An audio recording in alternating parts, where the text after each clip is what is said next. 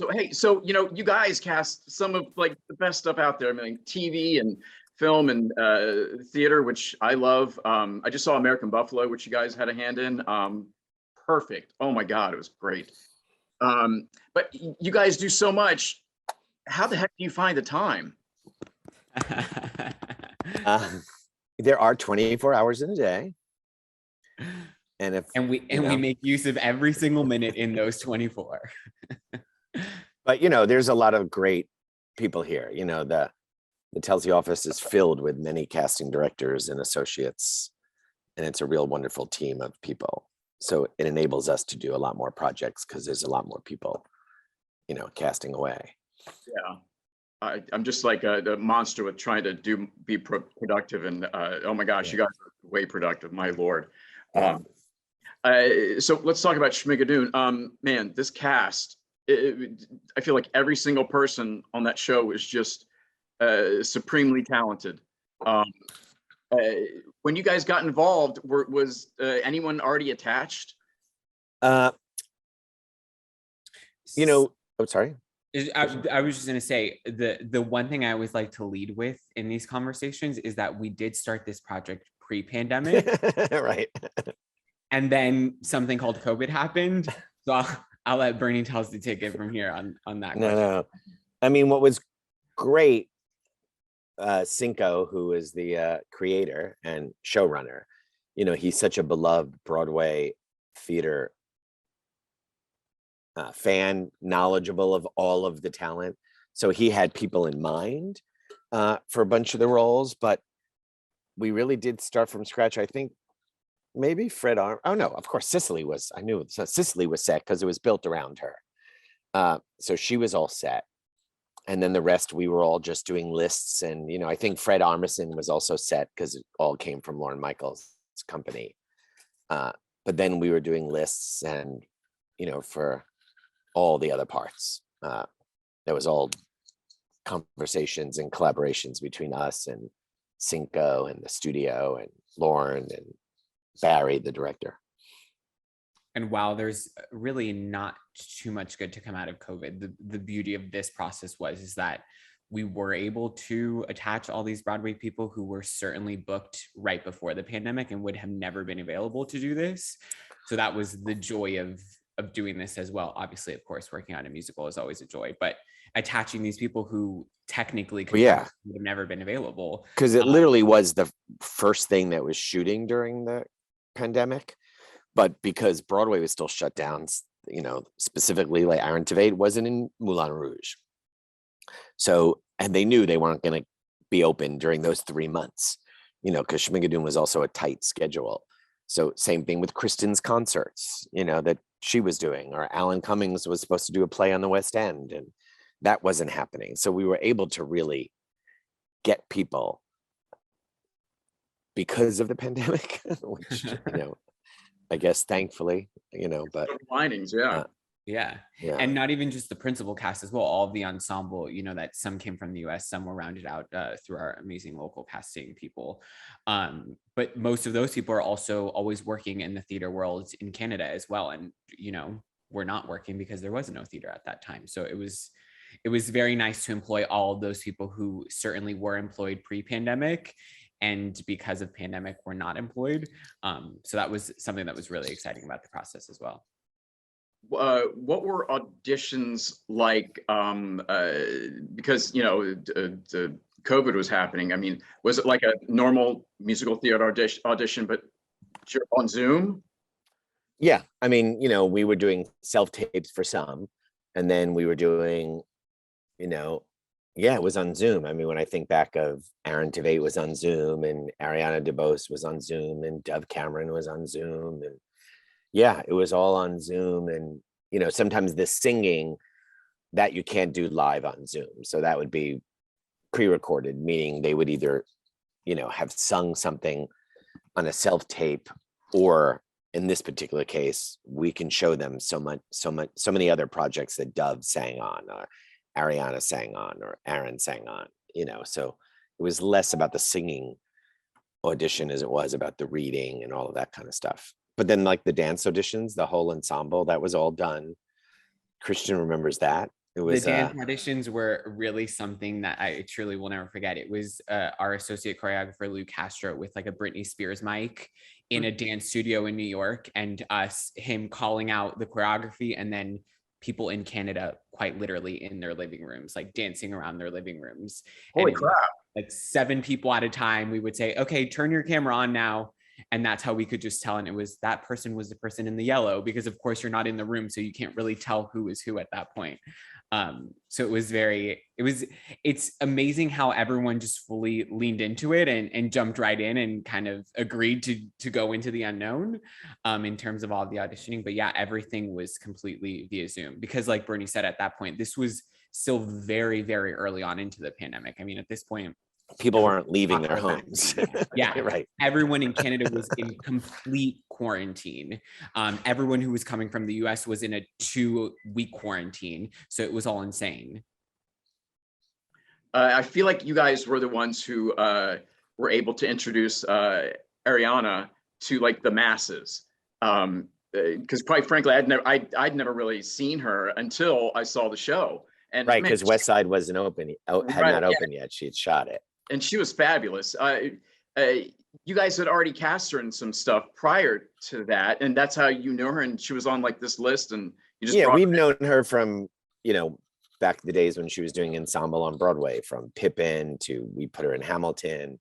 Right back to Bring It On, even before both. So we've known her, and that was a role when Cinco and Chris Catelli, the choreographer. I mean, Chris knew who people were because he's in the Broadway world, but Cinco or even the studio, it was like, we need a leading lady who is a triple threat dancer, and they're not going to know who all those people are. You know what I mean? Like, it was great for us to say, oh, she's going to be starring in West Side Story, but it doesn't mean they knew who she was if they didn't see her or remember her in those ensemble. Because you're right, she hadn't had a featured role yet. Yeah, besides Donna Summer, it was all really like very featured ensemble. Right, stuff, she had Donna, right. So Chris knew her dancing, like, because he'd seen her obviously for Broadway shows, but then she came in and read for everybody else, and it was a no-brainer. She was perfect. Yeah, I feel like you guys have like the most extensive knowledge of like especially like musical theater actors and Broadway actors like going. So I mean, it's kind of a no-brainer to call you guys up when something like this is casting. So like, what makes an audition memorable for you guys? Because like with Ariana and Robin De Jesus, I mean, it was fantastic in Tick Tick Boom. Oh my God, he was like fantastic. Like, because you guys knew them sort of when, and you kept on bringing them back and back and back, and look at them now. Like what makes, I guess specifically for those two, that you guys just wanted to keep on bringing them back, besides them being fabulous, but I mean, especially like early on to where they are now. It's a good question. You have to tell the camp story first to talk about Robin, Robin, we met at an open call for the movie Camp. I don't know if you know that movie from way back, but if you've never watched it, you must. But Camp was written and directed by Todd Graff, which was based on not French Woods, but what's the other camp, Kristian? The theater camp. Oh, is that the one where everybody went, like Zach Braff and all them? Yeah. Up in, like upstate New York or something? Yeah, it's not French Woods. What's the other one called? No, it's with an S. Not but it's where these 12-year-olds were doing like Pacific overtures, you know what I mean? Or like, things that you would never normally do at a summer camp. And it was a low budget movie. There was a non-SAG movie at the time. And we found Anna Kendrick and Robin De Jesus before they were card holding members. But Robin is just one of those people because he's so good and he sort of hides behind a role in an odd way. So you just know that he's going to be that guy in La Cage aux Folles or In the Heights or any one of these, projects. But you keep bringing him back because you just remember him, you know what I mean? And whether it's not, like certain people you remember because it's star quality and who knows what that even means. But, Robin or Ariana, they just keep nailing and keep doing the work and keep making choices and really pop. You know, they take the material that you're giving them and they really fulfill it. And they make whoever is making these decisions with us feel like they're seeing that character or seeing that world become. And, you know, that's what auditions are all about. It's like how to do a whole performance in 10 minutes or how to show the room that you can breathe and live this role that someone in their head imagined. And they both are people who just do that all the time. And in terms of a project like this, you know, all of these auditions are so memorable because it is so stylized and so specific. And those people who hit those marks of what that style exactly is, sometimes, you know, that style becomes what that person does in the audition. You know, they make so much out of it that it becomes the style of their character and the style of the piece. Specifically with both Robin and Ariana, like Bernie's saying, they're both just so unapologetically themselves too, that's what makes them pop so specifically. You know, Robin and Tick Tick Boom, we saw so many people read that, and he just brought that very specific light to it, the same way Ariana did with that like perfect smile in that number that she sang in Schmigadoon. It just makes total sense once you see it, but it happens in the room simultaneously. You see that and you say, okay, well, that's what it is ultimately, which is always so exciting to see that moment happen time and time again. You mentioned self-tapes. What makes a good self-tape for you guys? Where you know you want to call somebody back and yeah, I think a good self-tape is honestly just the same thing as a good audition. When someone has just a very clear and concise vision of what they think the piece is and what they think the character is, I think that's what makes them pop so much. It might not be the right idea sometimes, but at least there's a very specific choice made there that really makes you respect the work that person has done ultimately. And especially in this time now of self-taping where there isn't this constant feedback of coming into a room and, you know, saying, I love that choice, but let's try it this way. Seeing that someone just makes a choice and a very specific choice, I think is the key in self-taping, because it makes us see that tape and say, hey, that might not be right, but now I want to get on a Zoom with you and work with you because I love the work that you did, even though I know that that's not tonally exactly what the creative team is looking for. I just respect so much of your work just by doing exactly what you did on that tape that why not get on a Zoom with you and work with you a little bit more and kind of get it to where it needs to be for the specific piece. For like demo reels and clips, what do you prefer to see right now? Do you like a 2-minute demo reel with like a bunch of stuff, or like a longer, like 1-minute piece with like a certain character type that might fit the role you're looking for? I don't know. It's, you know, I mean, if an actor has tape and an actor has a reel, send it. You know what I mean? I think it's too hard for them to try to edit. What should I send that is the thing that Kristian or Bernie or whoever may be looking for? It's like, let us do the work. You know what I mean? You know, whether they have an agent or not, send it all. Because it should be our job to figure out what is the best piece on this reel that we show our director. Because yes, it does need to be edited down of what we show directors or producers because they don't have the time and they need to only watch the thing that is most representative to the role that we're trying to cast. But I feel the actors shouldn't try to figure that out. I'd rather them send me everything they have and I'll do it. Yeah, and something exactly what Bernie's saying, something that we are all very used to is the idea of editing down. And the actor might think, oh, this isn't really useful to what this piece is or what this role is. And we might think, actually, it might not lend itself to be what this piece or this role is, but it just shows a very specific side of this person that you might not see from the audition. So we should share this just so that the creative team sees this different color on this person. I just have a couple more questions because I don't want to take up a lot of time because I definitely could. It's fine. What advice can you give actors, like either audition wise or like when they come into your room, just like general audition advice, like what mistakes do you see a lot? What do you want people to know?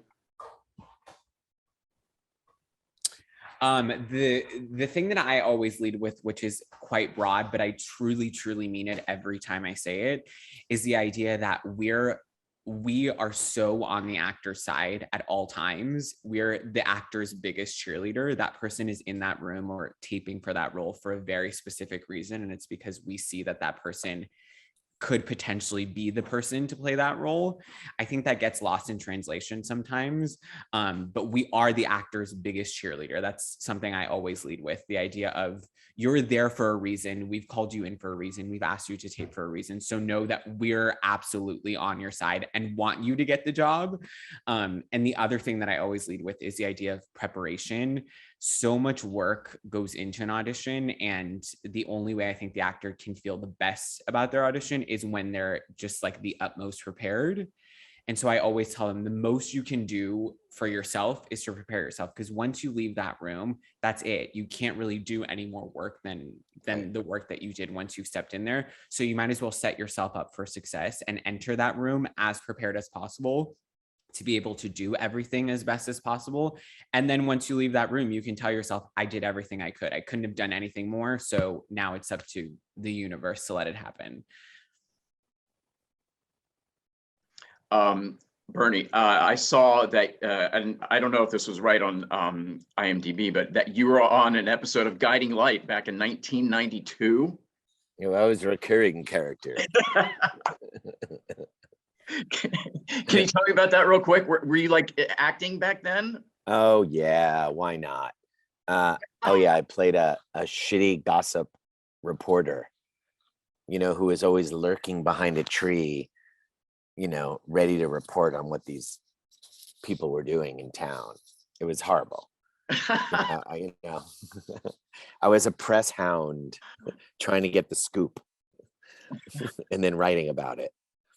So I was always lurking. It was crazy, but it was a fun role. Kristian, have you ever seen it? I have never seen it, but I always like to tell the story that I am here today because of Bernie Telsey's starring role in The Search for Elle Woods on MTV, which was a series that they made about finding Elle Woods. And that's why I'm here today. So Bernie Telsey's on-camera career is certainly just as good as his casting career as well. And then my final question: what's your like craziest audition story? Like something that happened that was just like nuts in the room. You're like, what the heck was that? It's never because of the actor. It's because of the creative team. You know what I mean? That like something will happen and it will be like, you know, finding out information that we never knew about a certain role. So like finding out at the witching hour that this person also had to tap dance. You know what I mean? Like without giving you specifics, but like those kinds of things, you know, have happened. And it's like, oh, well, we never knew that because we're not in those meetings. And now we're quickly having to, you know, change the breakdown or bring in different people. So, but there's never like that myth of like, you know, the wackadoodle story, you know what I mean? Because it's hard enough what actors have to do, you know, to make a job interview or you know, based on, you know, this tiny audition, you know. So my heart goes out to them. And on the flip, like exactly what Bernie's saying, the countless times that someone has been like, do you know this song? And they're like, I don't have the sheet music and I haven't sang it in like 6 years, but I can try. And then they'll sing the entire 7-minute song perfectly. Yeah. Like, how did that just happen? Right, I mean, that right. happens countless amount of times. It's just fascinating what they can do. Or for example, they'll say, we have this other scene. It's like 5 pages. Do you mind just looking at it? You can hold it though. It's no worries.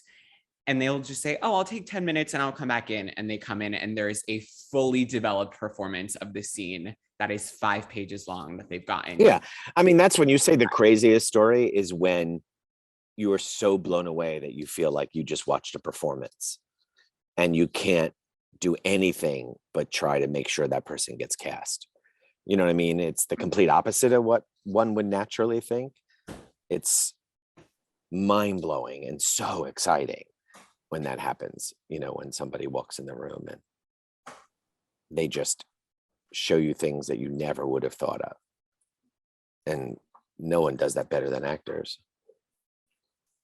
That's like a great note to end on. Yeah. Hey, guys, thank you so much for taking. Oh my God, thank you. To do this. I love everything you do. You guys seem to have like this great track record of just wonderful stuff. And yeah, thanks for talking to me, and have a great weekend. All right, you too. Thanks. Thanks, Lance.